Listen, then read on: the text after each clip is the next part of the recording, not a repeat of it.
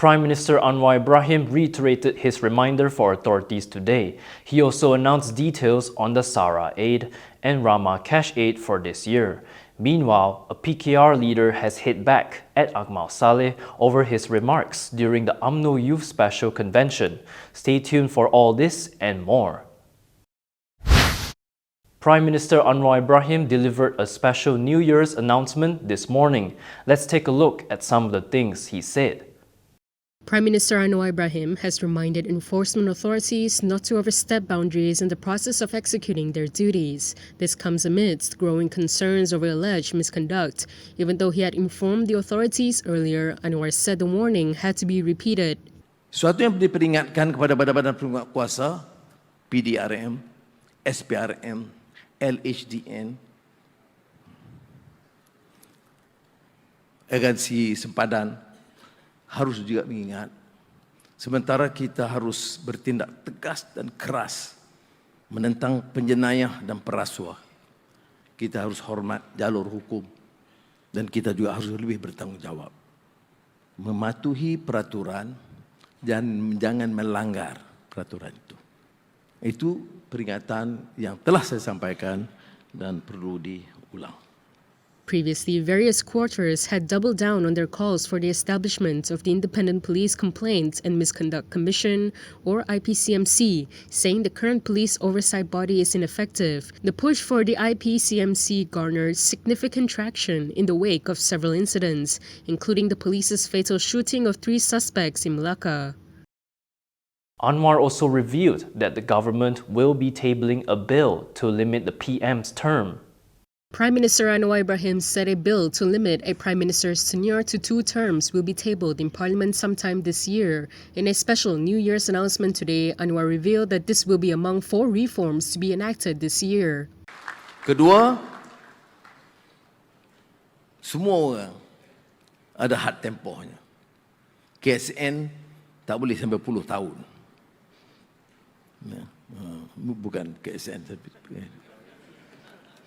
dan juga terpakai untuk semua, kerana kalau diberikan tempoh, dalam tempoh itu mampu melaksanakan, selepas itu elok kita serahkan kepada generasi berikutnya. Ini juga terpakai kepada jabatan Perdana Menteri. Maka kita akan bentangkan undang-undang menghadkan tempoh bagi jawatan Perdana Menteri tidak melebihi 10 tahun atau 2 penggal penuh. During his speech, Anwar also revealed that a bill to separate the Attorney General's chambers from the Public Prosecutor's Office will be the first to be tabled in Parliament sometime this year. Previously, Anwar hinted that he would not hold the post beyond 2 terms or a maximum of 10 years. In a subtle jab at former 2-time Prime Minister Dr Mahathir Mohamad, Anwar said that a Prime Minister's term reaching 22 years will destroy the country. Apart from this, he announced when the Rama Necessities Aid and Rama Cash Aid will be credited. Sara bulanan sehingga RM200 mula dikreditkan ke dalam kad pengenalan secara berperingkat seawal 9 Januari ini.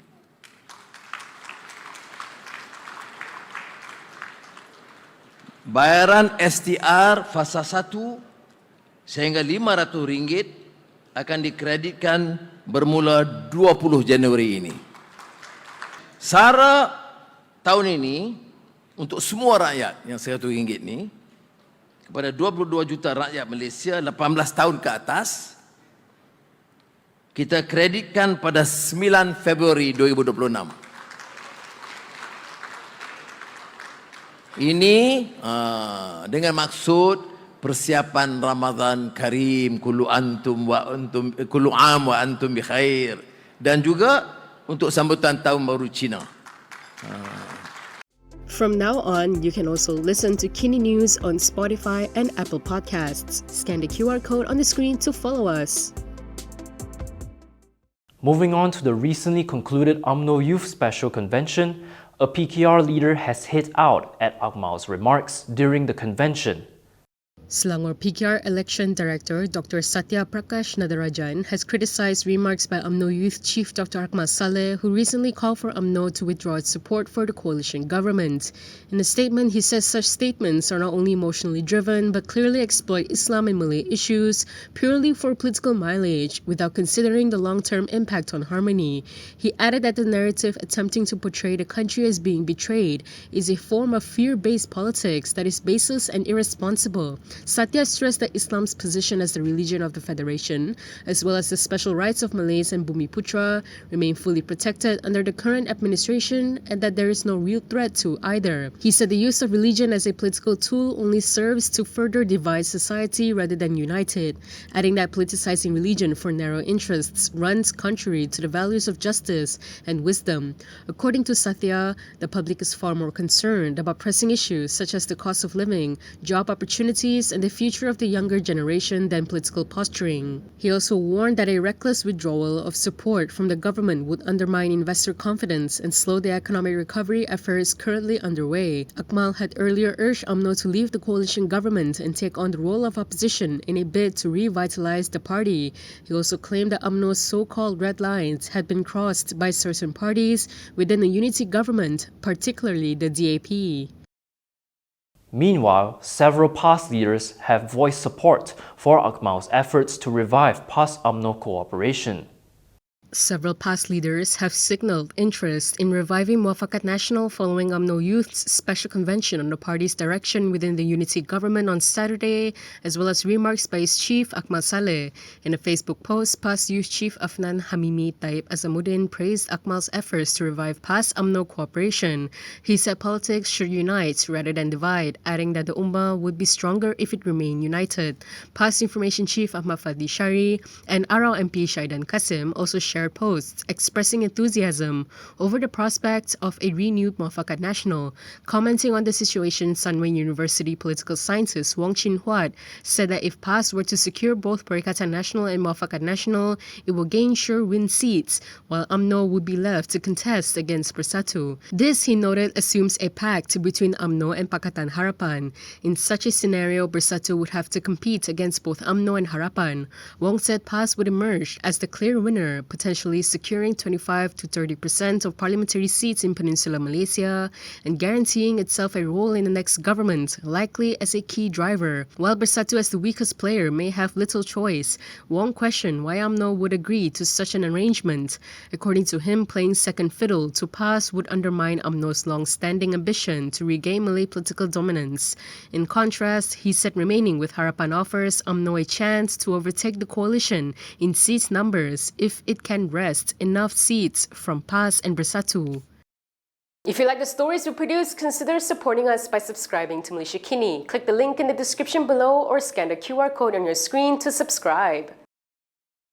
Back to Anwar, the Prime Minister has commented on the abduction of Venezuelan President Nicolas Maduro and his wife by the United States.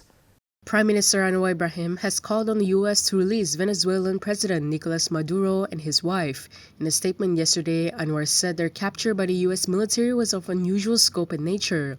He added that it was a clear violation of international law. Anwar said whatever the reasons, the forcible removal of a sitting head of government through external action sets a dangerous precedent. He stressed that it erodes fundamental restraints on the use of power between states and weakens the legal framework that underpins international order. He added that it is for the people of Venezuela to determine their own political future, and as history has shown, abrupt changes in leadership brought about through external force will bring more harm than good. The U.S. launched strikes on several locations in the Venezuelan capital Caracas in the early hours of Saturday, including military bases. They then captured Maduro and his wife and extradited them to the U.S. to face charges alleging that the Venezuelan president ran state-sponsored gangs and facilitated drug trafficking. Previously, past President Abdul Hadi Awang indicated that the party is ready to take on the leadership of Perikatan Nasional. This came following the resignation of its former chairperson Muhyiddin Yassin. At the same time, PN Youth has proposed that Muafakat Nasional and PN form a pact to consolidate Malay support. With this, Kinitv conducted a poll to gauge public sentiment on PAS assuming the leadership of PN and its potential impact on Malaysia's political landscape. The results were as follows. 51% of respondents support the move, believing it would strengthen unity and political stability. 39% are skeptical, expressing concerns that it could lead to conflict and further destabilize the political landscape. 5% said the outcome would depend on the nature of political negotiations. What are your views on PAS leading Perikatan Nasional? Share your thoughts in the comments below. And that is all from me today. For more stories, you can go to KiniTv.com. You can also follow us on Instagram, X, YouTube, and Facebook for the latest news updates. I'm John. Thanks for watching.